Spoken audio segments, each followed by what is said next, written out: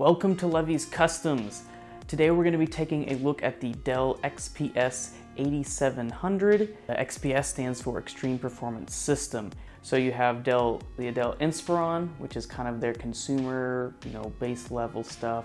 Then you have the XPS, which is geared a little bit more towards content creation, stuff like that, and is kind of in the middle. And then you have Alienware, which Dell bought a while ago, and that's all of their high-end gaming focused machines. This particular model actually cost about $1,800, and this was back in 2013.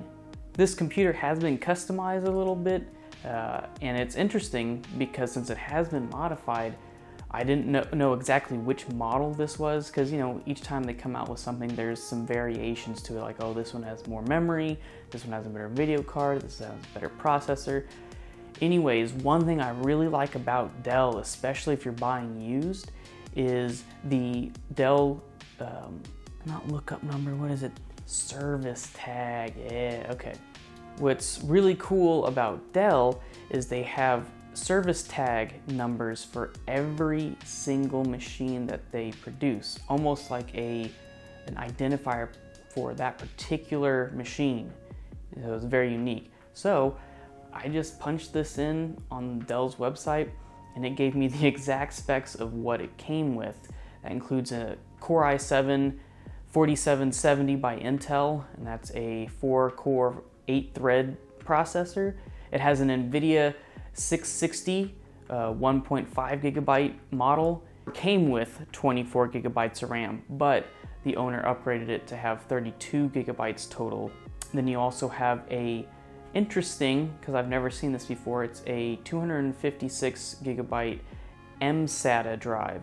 So instead of a traditional solid state hard drive, in a 2.5 inch form factor, or the newer like NVMe style, the M.2 is what it's called. So it's a little bit different, but it's pretty much the same thing. It just plugs right into your board instead of having multiple cables go to it, which is pretty cool. It also had a 2 terabyte hard drive, and I believe that had a 32 gigabyte solid state cache. It was one of the hybrid drives. It was replaced with a 1 terabyte Samsung 960 EVO, so a nice speedy second option for like games or whatever. It also has a Blu-ray drive, not a writable, but it will read Blu-ray movies and stuff like that.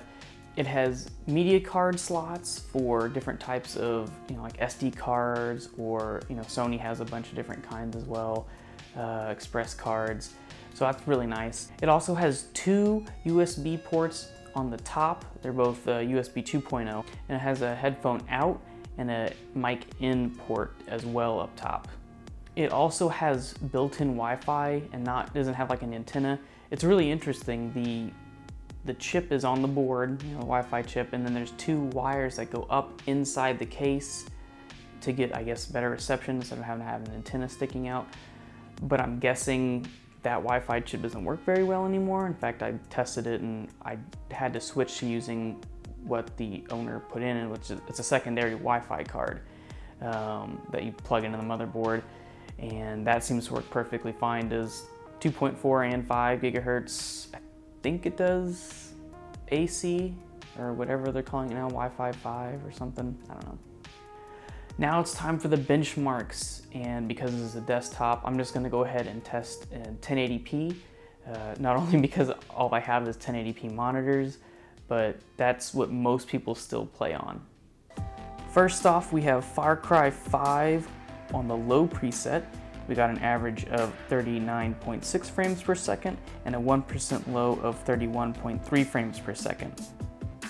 You can see with the MSI Afterburner data in the top left that the graphics card is maxing out its memory usage. In the video settings for the game, it showed that the game would be using 2 gigabytes of video memory, which is half a gigabyte more than what the card has.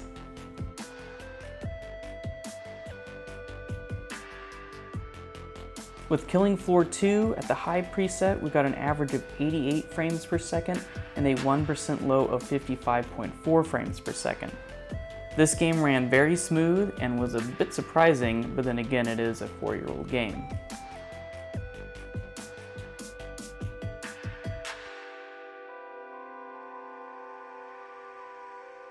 PlayerUnknown's Battlegrounds on the medium preset got an average of 45.8 frames per second and a 1% low of 30.7 frames per second. PUBG was playable, though there was a bit of stuttering, but again, you can see the game is using up all the graphics card's memory.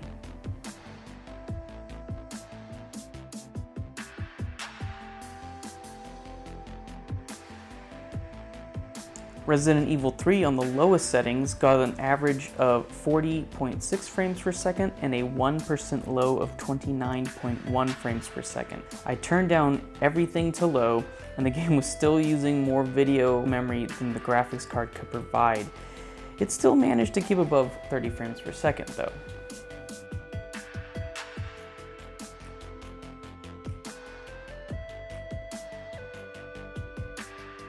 Shadow of the Tomb Raider on the lowest preset got an average of 34.7 frames per second and a 1% low of 26.8 frames per second.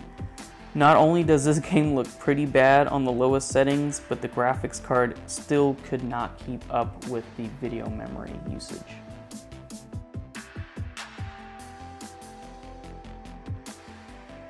Rainbow Six Siege on the low preset got us an average of 104 frames per second and a 1% low of 78.4 frames per second. Only on the lowest preset did the video memory usage fall below the 1.5 gigabyte mark.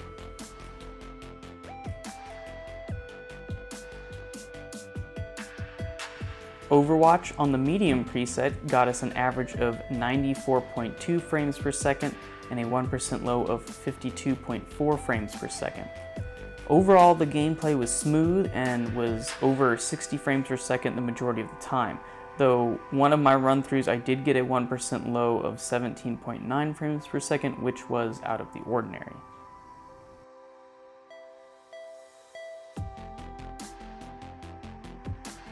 Call of Duty Modern Warfare Warzone, with all the settings turned down to low, got an average of 32.8 frames per second and a 1% low of 16.1 frames per second.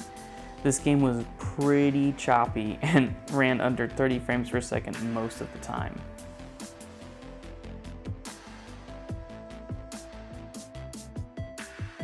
I wasn't able to get MSI Afterburner to register with CSGO, but the game ran well despite it on high settings.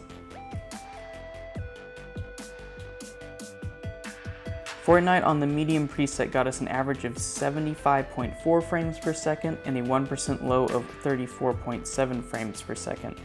The game ran very well and I didn't really notice any stutters.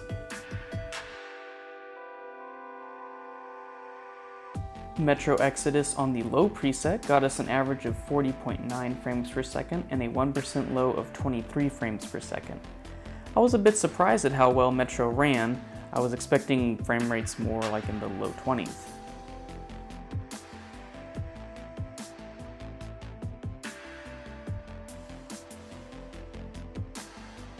And finally, the Dell XPS 8700 got an average score of 1638 on Cinebench R20.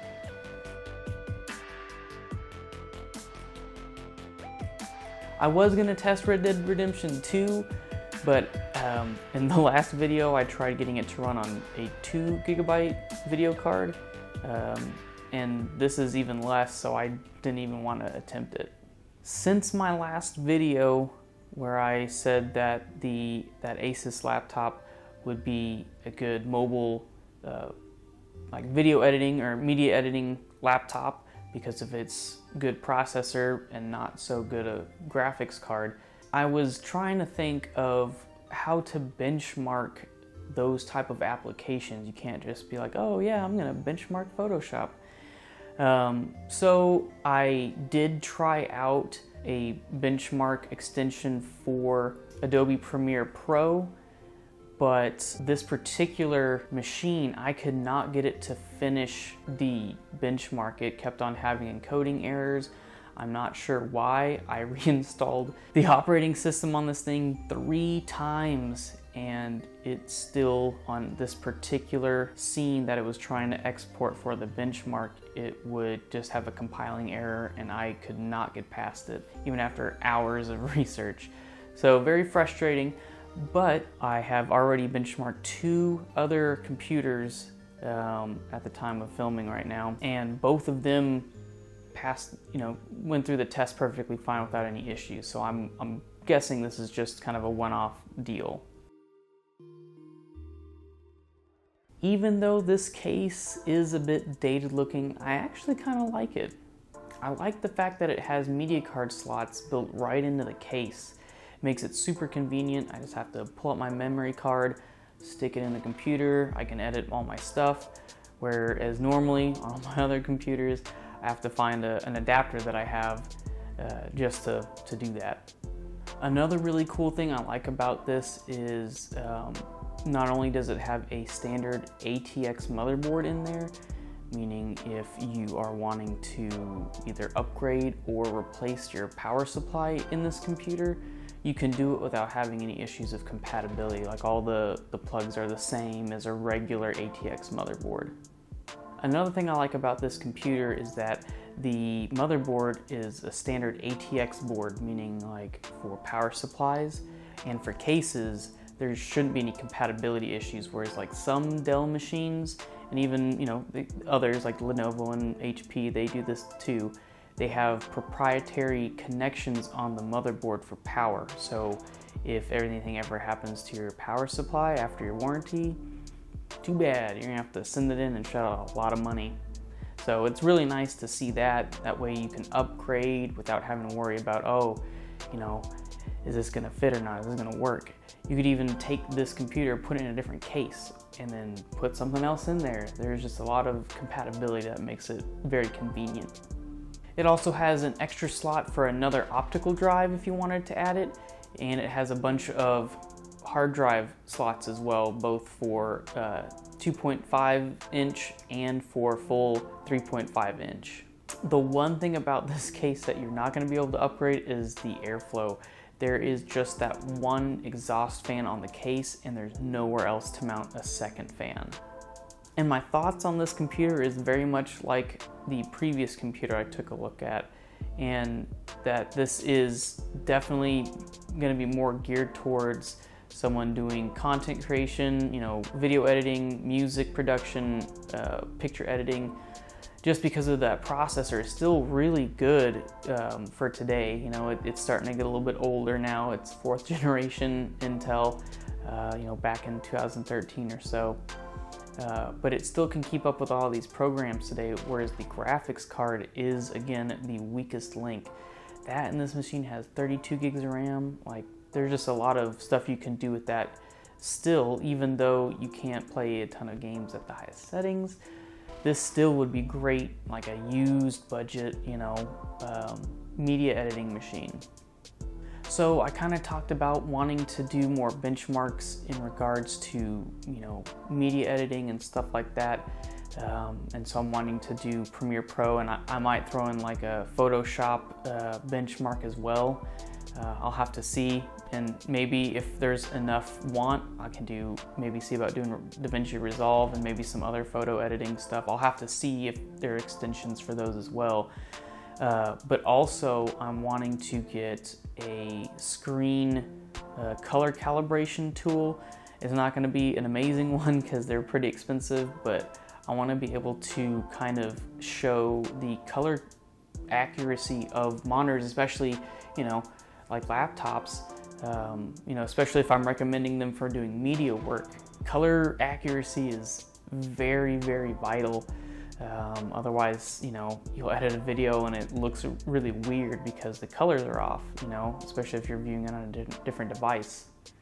I also had this really interesting idea. I'm still working out on all the details, but it would be kind of like those car YouTube channels where, someone says, hey, you can, review my car, and so they'll drive in it, they'll look at all the quirks and all the things that have been changed or all the repairs that have been done. But I want to do that with custom computers, gaming laptops, and maybe even some pre-built gaming computers as well. And just have to see, you know, if I can find people who would be interested. I ask a few questions, almost like a mini interview, you know, maybe 2-3 minutes tops. Then we move on to benchmarking games. It probably wouldn't be a lot of games, just because benchmarking takes quite a bit of time. Also, review the environment that they're in. So like, you know, sitting in the chair, is this chair comfortable? Am I at a good position? And maybe do like a little splash of, you know, vlogging or something. I don't know. It's just speculation, just thinking about all this stuff right now. Let me know what you think. Anyways, that's my review of the Dell XPS 8700. I hope you enjoyed it. If you're looking to get this used, you know, like I said, I would definitely consider this as a good budget media editing machine. And I guess that's it. Thanks for watching, and hopefully you'll stick around for the next one.